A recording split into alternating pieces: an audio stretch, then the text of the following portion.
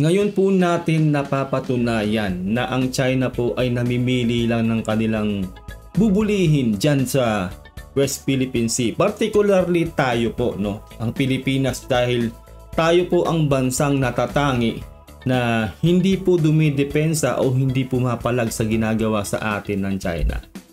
Real talk po yan. Pero ang mga ibang bansa na kanila pong pinapasok ang teritoryo na pumapalag, ay talagang nakikita po natin na nagpupulasan po talaga ang China sa mga teritoryong yan. Kaya ito po talaga, no, maganda po tong balitang to mula po kay Mel's Castle. Ang title po nito, huli, pinaatras lahat ng barko ng China. Nagtago lahat, uwian, natakot sa dalawang aircraft carrier sa West Philippine Sea. Ang dalawang carrier po na yan ay mula po sa ating big brother na US. No? Malaking kudos po talaga sa US dahil hindi po tayo pinababayaan, kahit na alam po natin na hanggang ngayon ay hindi pa rin talaga tayo umuoo sa panliligaw nila sa atin, no? Nasamahan na tayo dyan sa ating RORI mission sa ating teritoryo. Kung hindi ka pa nakasubscribe kay Mel's Castle, mag-subscribe ka muna sa channel niya. Nasa description ang link na kanyang video. At wag mo rin kalilimutan na mag-subscribe sa akin channel para ma-update ka kapag naglalabas tayo ng gantong reaction video. Road to 100k subscribers na po tayo. At alam nyo na kung anong mangyayari kapag naabot po natin ng 100k subscribers. Kaya mag-subscribe kayo sa akin channel, like this video, comment down below, stay active sa ating channel. Simulan na po natin to. Let's do this. Huli at kitang-kitang nagsiuwian talaga tong mga incheck. Itinatanggi pa yan ng general nila. Tapos ngayong nasa West Philippine Sea ang Carrier Strike Group ng US Indo-Pacific, ang aamon yung mga pusa. Asan na yung mga angas ng Chinese Coast Guard mong nakaraan? Ilabas nyo nga yung tapang ngayon. Pero mukhang di daw yan magyayabang hanggat nandyan ang Amerika. Sa tracking kasi ng dating US Air Force General Ray Powell, walang na-monitor ng China Coast Guard sa West Philippine Sea. So ito lang po ang patunay na kapag ang isang malakas na bansa ang nakatapat ng China ay umuurong po talaga sila. Ganun po yan, particularly po ang US, no, ang ating big brother. Kaya matinding conclusion natin sa paglalayag natin sa atin sa West Philippine Sea. Sana ay magpasama na tayo sa US para makapaglayag tayo ng malaya sa ating teritoryo at magawa natin ang mga misyon ng ating mga sundalo dyan na maglalayag. Lalong-lalo na po sa pagre-resupply sa BRP Sierra Madre at dyan po sa Teresa Magbanwa. At sana lahat din ng ating mga teritoryo ay matayuan na natin ang mga infrastruktura. Kasi alam na alam po natin na nauunahan tayo ng China, which is illegal po yung kanilang ginagawa dahil tayo po ang legal na nagmamay-ari ng ating EEZ, no, na inaward sa atin noong 2016 sa arbitral ruling. Hindi ka pa ba nakasubscribe sa aking channel? Dapat mag-subscribe ka na kasi road to 100k subscribers na ang ating channel. At kapag na-reach natin ang 100k subscribers, magkakaroon tayo ng cellphone giveaway. Kaya stay active, like our video, syempre share this video and always subscribe. Mag-iingat po kayo lahat. Maraming salamat. Back to the video. Kaya yun po ang pinakamatinding dapat nating gawin para makakilos tayo ng malaya sa ating teritoryo na magpasama na tayo sa US. Oo, mayroong mga Chinese pero Chinese Maritime Militia na. Tapos bibilang pa sa daliri yung dan. Ipinakita rin sa satellite image na nandun lahat sa China. Literal na nagtakbuhan pa uwi.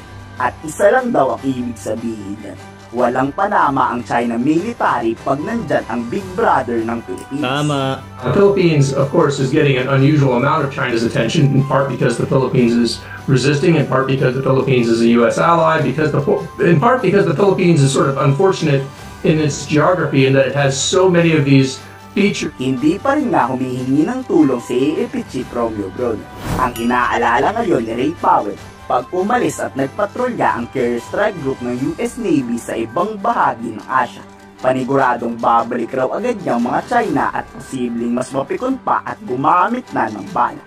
Ayun po ang napaka matinding katotohanan na maaaring mangyari. Alam naman natin, di ba, na kapag nawala talaga dyan ang pagpapatrolyo ng ating big brother na US dyan sa ating teritoryo, magbabalikan po yung mga ano na yan, Chinese vessel na yan dyan at manggigigil talaga sila sa atin dahil tayo po ay sobrang matinding kaalyado at sinusuportahan ng US. Kaya tayo po ang pag-iinitan kasi hindi po talaga nila kaya ang US eh. Kaya tayong hindi lumalaban sa kanila o tayong hindi dumidepensa sa ating soberanya.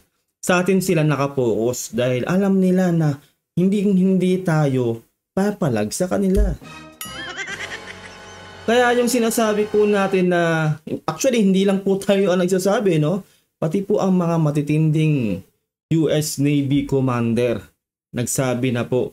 Ayan po, no, isa po yan nung nagsalita kanina na sinabi talaga nila na kailangan na po natin magpasama sa kanila. At sana ma-invoke nga ang MDT, no, o marepaso o ma-upgrade, sabi nga ni Sec Gibo, para hindi na po umabot sa mga ganong deal na kailangan pa nating may mawalang buhay sa parte po natin para po talagang ma-invoke ang MDT para matulungan tayo ng US. Hindi po sana ganun, no, para naman makapaglayag po tayo na maayos. Kasi hindi na po maganda ang ginagawa sa atin ng China sa ating soberanya. Dadating at dadating daw tayo dyan. Kaya daw hanggat hindi pa umabaril ang mga Chinese, i-invoke na ng maaga ang Mutual Defense Treaty.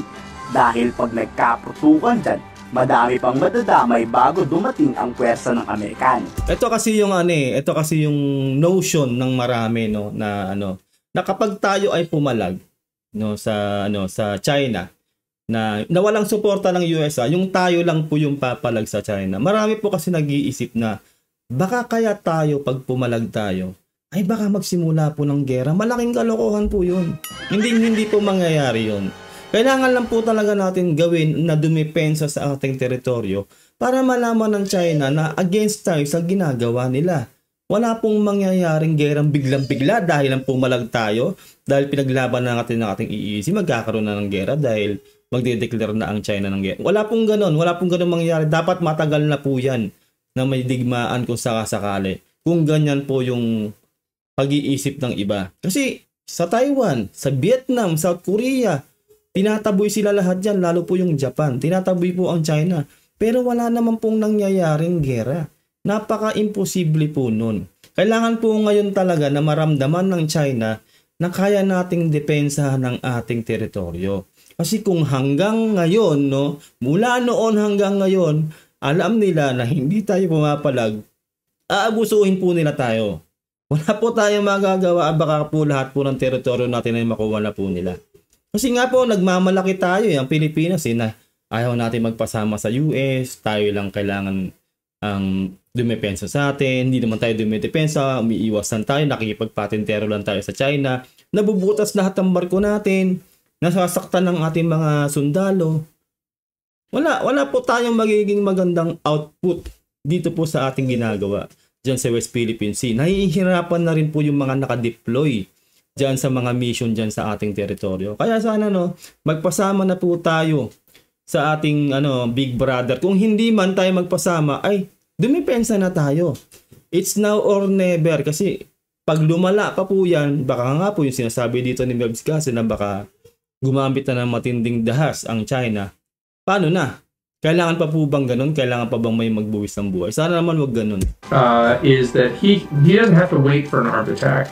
All he has to do is say the Philippines is clearly under threat of armed attack, and invoke Article 3 and request formal consultation. Diba? Yung sinasabi niya, hindi na kailangan pa na maging tayo sa armed attack.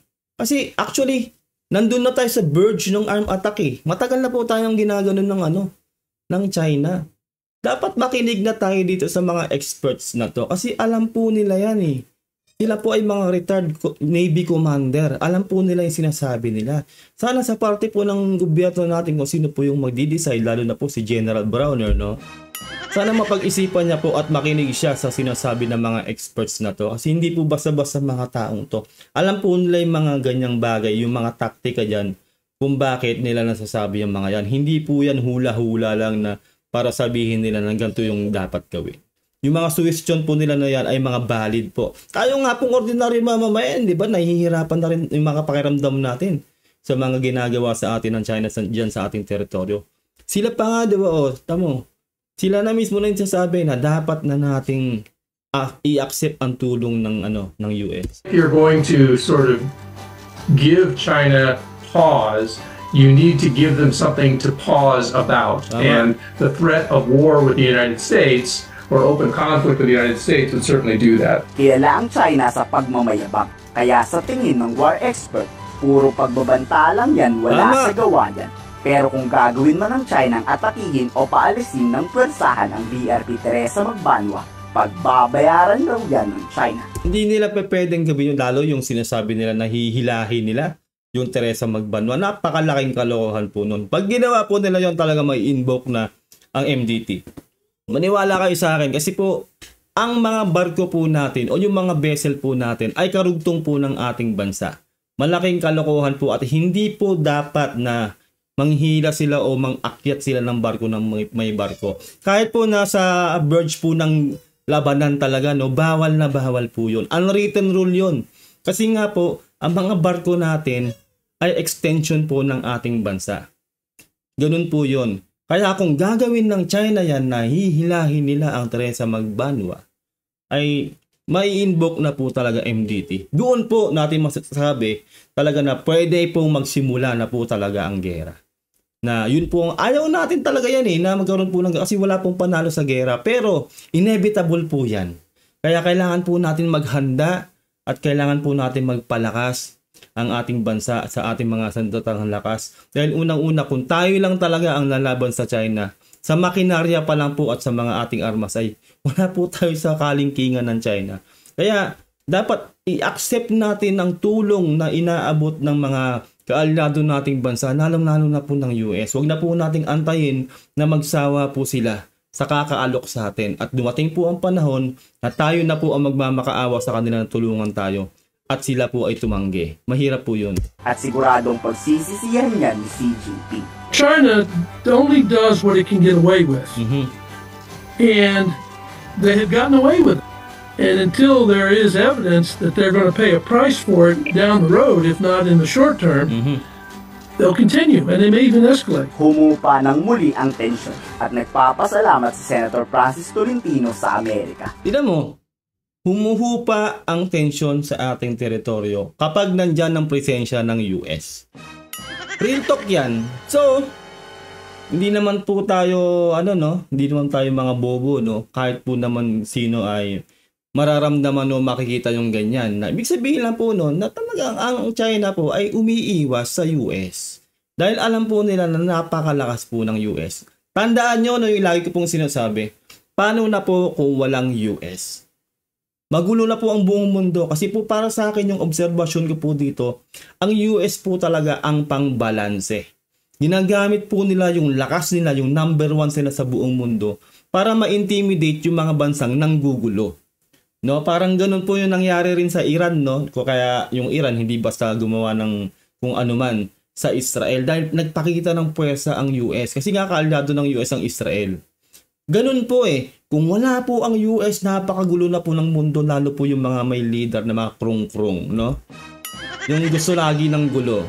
Kaya po para sa akin, ang US talaga ang pangbalanse dito. Sila po ang nagiging dahilan kung bakit may kapayapaan sa mundo. Kasi sila po yung namamagitan Ganun po yun. Kaya nga po ang China ay inis na inis sa US dahil ang pakiramdam ng China, hindi nila tayo basta masakop dahil po sa US. Kasi alam na alam po nila na kapag namagitan ang US sa sigalot natin dyan sa West Philippine Sea, alam nila na hindi po sila uubra. Hindi po uubra ang China sa US. Kaya ganoon ang pakiramdam ng China, kaya nanggigigil sila dahil nga kaalyado natin ang US. Pero nanawagan to sa Philippine Coast Guard. Kulang pa ang pakikipagbanggaan lang sa China. Dagdagan nyo pa. Panahon na raw para magpakita ng pangil sa alaga. Dapat lang. Malag na rin tayo kahit sa maliit na paraan. Hindi po dapat tayo magpinti lagi. Hindi po tayo dapat tumanggap lagi ng pambubutan. Tama. Hindi po tayo dapat laging bombahin ng tubig. So, pwede naman po tayong makakalmot din ako. Dapat matagal na nating ginawa yan. Kung tayo nakita ng China na ay pumapalag tong Pilipinas, hindi po sila ganyan sa atin. Hindi na po kailangan may maputulang panandaliri, may masirang inflatable, di ba, na merong nabutas ng mga barko. Isipin nyo yung mga barkong nabutas natin, sayang. Imbis na yung mga in-order nating mga barko mula sa South Korea at sa Japan ay pandagdag ng dami ng ating barko. Magiging replacement lang yung mga yon dahil sa mga nabutas nating barko. Kung tayo ay noon pa dumidepensa sa ating EEZ, ay hindi po mangyayari ang lahat ng yan. Hindi po aabuso ang China. Kasi malalaman po talaga nila na hindi pala basta-basta itong Pilipinas kahit mahina silang bansa pumapalag. Ganun po eh. Kumbaga ang mga bully, kailangan po yan pinapatulan. Kasi pag hindi mo siya pinatulan, lalo siyang mangbubuli. Pero pag pinatulan mo siya at nasaktan mo yan at talagang naalog mo yung ego niyan, titigil yan. Ganun po ang mga bully. Kaya sobrang tagal na po, no? Long overdue na po. Dapat po tayo po ay dumepensa na. Kung hindi po natin kayang dumepensa, kailangan na po talaga nating maghingi ng tulong sa US. Laging bombahin na tubig. So, pwede naman po tayong makakalmot din ako. Magalit din naman tayo. Tama po yung multilateral alliance. Pero kailangan magpakita rin tayo ng kung ano yung, alam niyo po yung tama, hybrid combination. Yes. Diplomacy and appropriate response. Ang malaking tanong, what if umalis na ang US? Bubulihin na naman tayo ng China. Malabang. Anong aksyon ng PCG dyan? Makikipagbanggaan lang? Kayo, ano sa tingin nyo? I-komento sa baba ang salo. Ayun po, no, atin po nang gawa ng reaction video. Napakagandang video ni Melvs Castle. Mag-subscribe po kayo sa channel niya. Nasa description po ang link ng kanyang video. Basta yun po yung sa loobin ko dito, no. Sana po bumalag na tayo, dumepensa tayo sa ating EEZ. Kasi kung hindi po natin gagawin yan, at hindi kasi tayo nangihingi ng tulong o nagpapasama sa US, lahat na po ng barko natin dyan mabubutas ng mabubutas. At yung sinabi nga ni Melvs Castle, baka hindi lang po ganyan ang gawin sa atin ng China sa mga susunod. Baka mag-upgrade po sila, no, mas lumala. Mauubos po ang barko natin, ang ating mga mga PCG natin, vessel dyan, kung mananatiling hindi po tayo lalaban. Para naman sana maramdaman ng China na meron po tayong kakayahan na depensahan ang ating EEZ, dapat pumalag na tayo. Maraming salamat po, huwag nyo kalilimutan na mag-subscribe sa aking channel.